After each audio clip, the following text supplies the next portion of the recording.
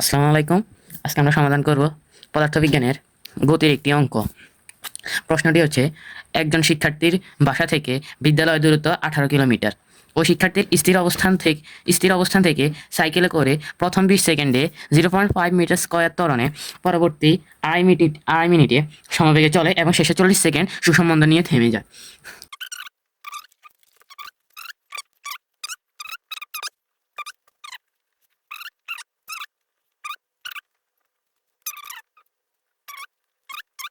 গাণিতিক বিশ্লেষণ দাও।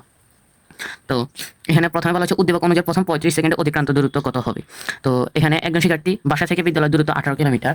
তো আপনাকে বলতেছি যে এই একজনের শিক্ষার্থীর বাসা, এখানে বিদ্যালয় দূরত্ব, এটা হচ্ছে তার বিদ্যালয়, এখান থেকে তার বিদ্যালয় দূরত্ব হচ্ছে 18 কিলোমিটার। ধরি শিক্ষার্থীর বাসা হচ্ছে এই অবস্থানে, বিদ্যালয় হচ্ছে বি অবস্থানে। শিক্ষার্থী প্রতিদিন সাইকেলে করে প্রথম 20 সেকেন্ডে 0.5 মিটার স্কয়ার ত্বরণে, মানে শিক্ষার্থী প্রথম 20 সেকেন্ডে 0.5 মিটার স্কয়ার ত্বরণে যায়। পরবর্তী মনে করেন এখান পর্যন্ত হচ্ছে 20 সেকেন্ড, এখান থেকে এখান পর্যন্ত যায় 0.5 মিটার স্কয়ার ত্বরণে, 0.5 মিটার স্কয়ার ত্বরণে। এরপরে এখান থেকে আড়াই মিনিটে যায় সমবেগে। আবার এদিক থেকে শেষে 40 সেকেন্ড সুষম মন্দন নিয়ে থেমে যায়। অর্থাৎ এখান থেকে এই মনে করেন এখান থেকে 40 সেকেন্ড মন্দন থাকে, তার মন্দন থাকে। তো প্রথম প্রশ্নটি হচ্ছে উদ্দীপক অনুযায়ী প্রথম 35 সেকেন্ড অতিক্রান্ত দূরত্ব কত হবে। অর্থাৎ প্রথমে এখান থেকে 20 সেকেন্ড থেকে আমরা দূরত্ব নির্ণয় করব। এরপর এখানের আড়াই মিনিটের সমবেগ থেকে আমরা প্রথম 15 সেকেন্ডের অতিক্রান্ত দূরত্ব নির্ণয় করে তা যোগ করব। তো চলুন শুরু করি অঙ্কটি।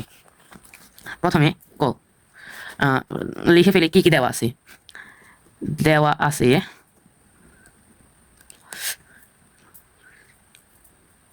স্থির অবস্থান, অর্থাৎ ইউ সমান সমান 0 মিটার/সেকেন্ড। প্রথম 20 সেকেন্ড, এরপরে সাইকেলে করে প্রথম 20 সেকেন্ড অর্থাৎ T1, এটা U1 ধরি। T1 সমান সমান 20 সেকেন্ড। এরপরে এর মান দেওয়া আছে 0.5 মিটার স্কোয়ার, এইটা A2 ধরি, A1 ধরি, 0.5 মিটার স্কোয়ার। তো আমরা একটি সূত্র জানি কি, আমরা অতিক্রান্ত দূরত্ব নির্ণয়ের সূত্র একটি জানি কি, এ সমান সমান ইউটি প্লাস হাফ এটি স্কোয়ার। এই সূত্রটি ব্যবহৃত হয় যেখানে ত্বরণ থাকে, যেখানে ত্বরণের মান শূন্য হয় না, শূন্য ব্যতীত অন্য মানগুলো হয়, সেখানে এই সূত্রটি বসে। তাহলে চলুন লিখি, অতিক্রান্ত দূরত্ব এ সমান সমান ইউটি প্লাস হাফ এটি স্কোয়ার। তো আমরা যেহেতু এখানে U1 দিয়ে দিই, T1, এখানে AO1 TO1। তো যেহেতু আমাদের এখানে ইউর মান আছে 0, টির মান আছে 20, এখানে হাফ, এর মান আছে 0.5, টির মান আছে 20, তার উপরে স্কোয়ার। আমরা জানি শূন্যর সাথে যে কোনো সংখ্যা গুণ হলে তার মান 0, তো থাক সেটা না লিখি। এখানে হাফ 0.5, 20-এর উপরে স্কোয়ার দিলে কত হয় দেখি, 20-এর উপরে স্কোয়ার দিলে হয় 400। এবার পুরো মানটাকে আমরা ক্যালকুলেটারে বসিয়ে দিই, 100 হয়। অর্থাৎ প্রথম 20 সেকেন্ডে শিক্ষার্থীর অতিক্রান্ত দূরত্ব হচ্ছে, অর্থাৎ প্রথম 20 সেকেন্ডে শিক্ষার্থীর অতিক্রান্ত দূরত্ব হচ্ছে 100 মিটার।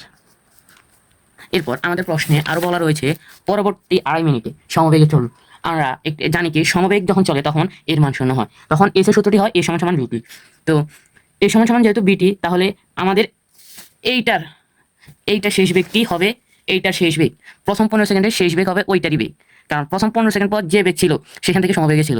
ধরুন এখান থেকে 0, এই যে ত্বরণে যেতে যেতে এখানে 15, মেবি এমন ধরুন। তারপর এখান থেকে এখান পর্যন্ত হচ্ছে সমবেগ, এখান থেকে 15 মিটার/সেকেন্ড মানে সমান বেগ। তার মানে এইটা শেষ বেগ, ওইটার মানে বেগটি সমান হবে। তো চলুন এখান থেকে ওইটার বেগটি নির্ণয় করা যাক। আবার আবার বি সমান সমান U1 প্লাস A1T, A1T, এটাকে আমরা, আচ্ছা না এটা বিয়ে থাক। তারপর ইউর মান আমরা এখানে যেহেতু আমরা এটা প্রথম 20 সেকেন্ডের ক্ষেত্রে, তো এখানে ইউর মান তখন স্থির অবস্থানে ছিল, তাই এটা 0, এর মান হচ্ছে 0.5, টির মান হচ্ছে 20, এটার মান হচ্ছে 10, এটার মান হচ্ছে 10 মিটার/সেকেন্ড। অর্থাৎ দ্বিতীয় ক্ষেত্রে যখন সমবেগ ছিল তখন তার বেগ ছিল 10 মিটার/সেকেন্ড। তাহলে এখন T2 হচ্ছে 35 বিয়োগ 20, 25 থেকে 20 গেলে 15 সেকেন্ড, কারণ 25 থেকে 20 বিয়োগ করছে, কারণ এখানে আমাদেরকে 35 সেকেন্ডের কথা উল্লেখ করছে। তাহলে আমরা অলরেডি 20 সেকেন্ডের অতিক্রান্ত দূরত্ব বের করে ফেলেছি, এখন 15 সেকেন্ডেরটি বের করবো। তো এখান থেকে 15 সেকেন্ড, এটা হচ্ছে T2। তো আমরা জানি S2, আমরা এখানে আমরা এটাকে S1 দিয়ে দিই, এটা হচ্ছে S2 সমান সমান BT2। এখানে বির মান আমরা পেয়েছি 10, টি মান হচ্ছে 15, অর্থাৎ 150 মিটার। সুতরাং 35 সেকেন্ডে মোট অতিক্রান্ত দূরত্ব সমান সমান S1 যোগ S2। S1 এর মান আমরা পেয়েছি কত? 100 মিটার। কত পেয়েছি? 100 মিটার। আর S2 মান পেয়েছি 150 মিটার, অর্থাৎ 250 মিটার। এটাই হচ্ছে উত্তর। জি, এটাই হচ্ছে কয়ের উত্তর। এবার আমরা খ এর সমাধানে যাই। খ এর সমাধানে বলা হয়েছে উল্লেখিত সময়ের মধ্যে ওই শিক্ষার্থী বিদ্যালয়ে পৌঁছাতে পারবে কিনা গাণিতিক যুক্তি দাও। তো আমরা এখানে প্রথম 20 সেকেন্ডের দূরত্ব, এই অতিক্রান্ত দূরত্ব নির্ণয় করে ফেলেছি।